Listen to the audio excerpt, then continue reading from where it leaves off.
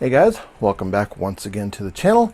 We're going to be starting our process of putting together our June, maybe June/July build, depending on how fast I get parts in to get this put together. I'm almost got everything put together, almost got everything done, so now it's time to start thinking about what's going to go in the system.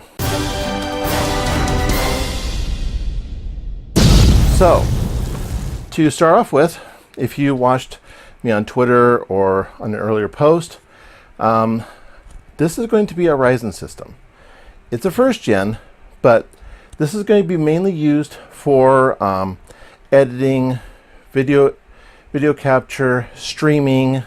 Basically, it's going to be a second PC that I'm going to be using dedicated baits mainly to just doing editing and production.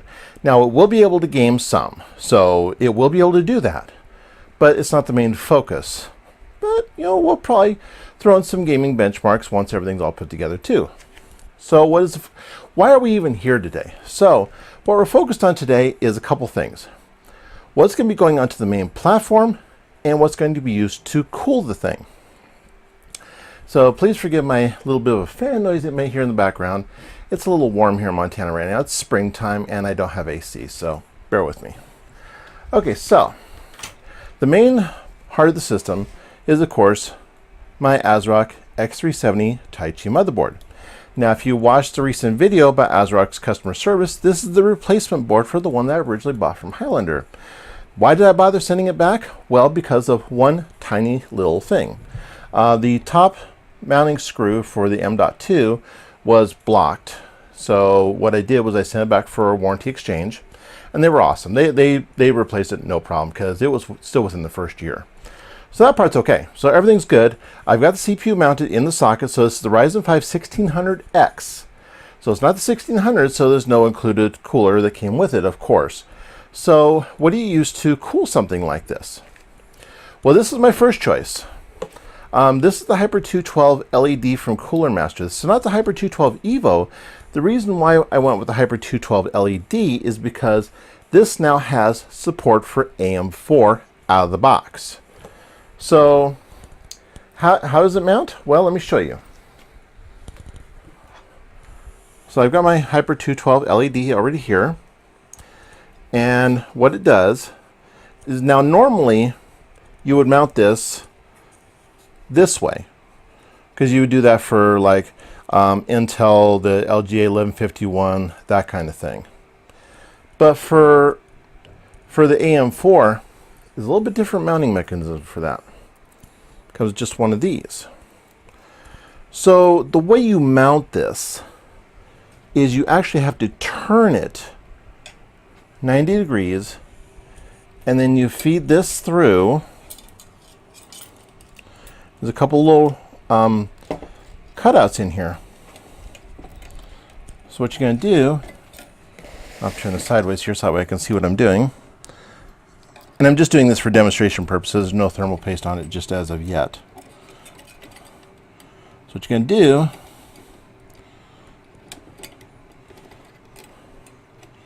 you're going to hook it onto the pre-existing clips that come with this setup,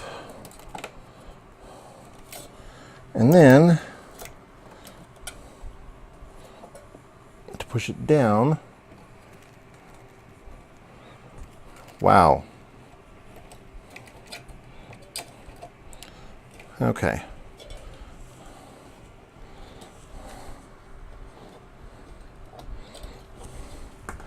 Make sure it's looped down here.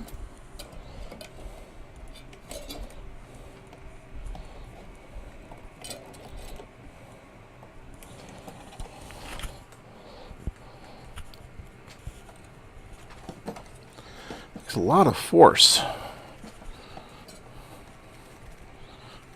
to get it down there. Okay, so let's try loosening this up just a little bit.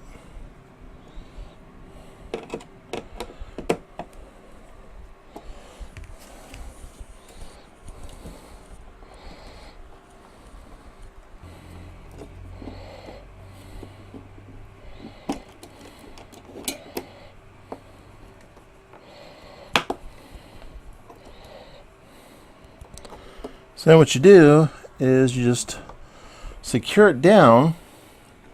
Had to cut a little bit out that there. It takes a bit of force, and then what I do now is I'll just secure these back down.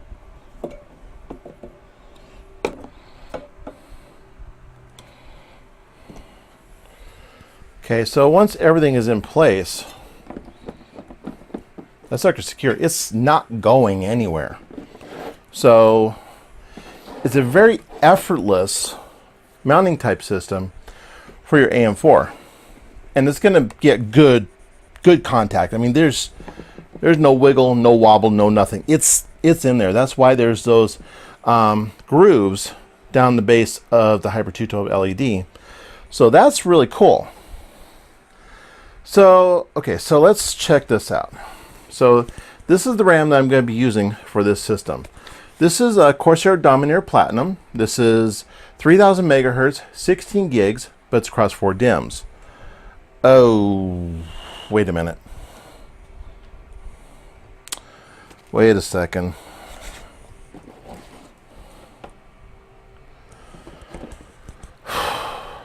Okay. There's one tiny little problem with this. I'll illustrate here.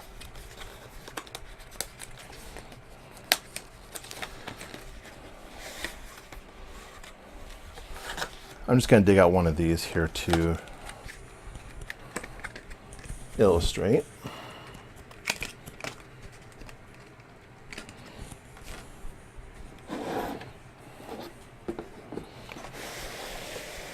I'll turn this around so that way you can see this head on.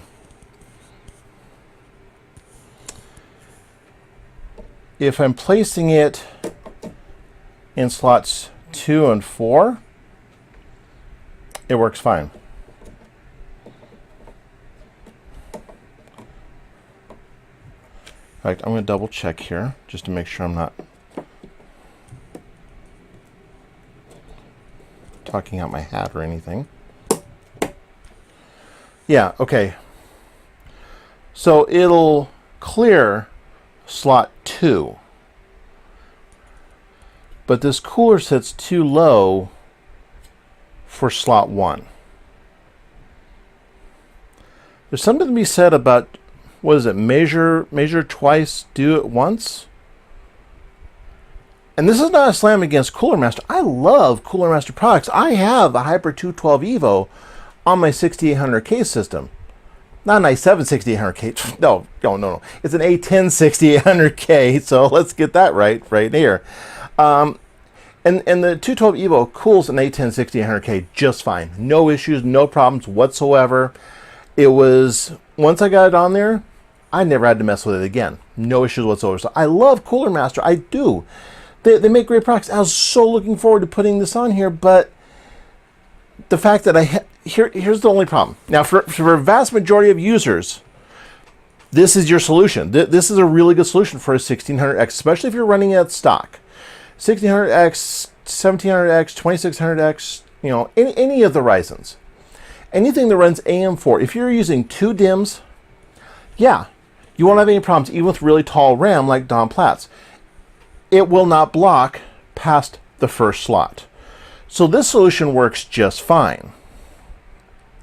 The only problem is that if you're using all 4 DIMMs, if you're using 4x4 or 4x8, it is going to block the first RAM slot. So a slight setback, you know, and it's not a real problem. I will find a cooler that will work with this. I will find a use for this. I will put it on something. It will get used because I do like these. These are nice, wonderful, very low maintenance. You know, you set it and forget it, basically, is what it comes down to. Because all you do is you just take your CPU fan connector, plug it on your motherboard, you're off to the races. No problems whatsoever. In fact, they include brackets for a second fan, so if you want to do push-pull and have it intake through the front or through the bottom and out through the top and have it exhaust out the top of your case, no problems whatsoever. The mounting is a little hard. You have to do a good amount of force in order to get it to latch. So, and I'm going to give a shout out to Jolie Hanso on the Tech Deals Discord for coming up with a suggestion to loosen the screws on the top bracket, so that way it'll come on and then you just cinch it back down and then you're good to go. This will work. So yeah. So while it's not the solution for this issue, now I also want to make a point that if you're using low profile RAM, like G.Skill has their ballistics or any other low profile RAM, stuff that will not rise up against this cooler, yeah, absolutely, you can fill all 4 DIMMs, no problem.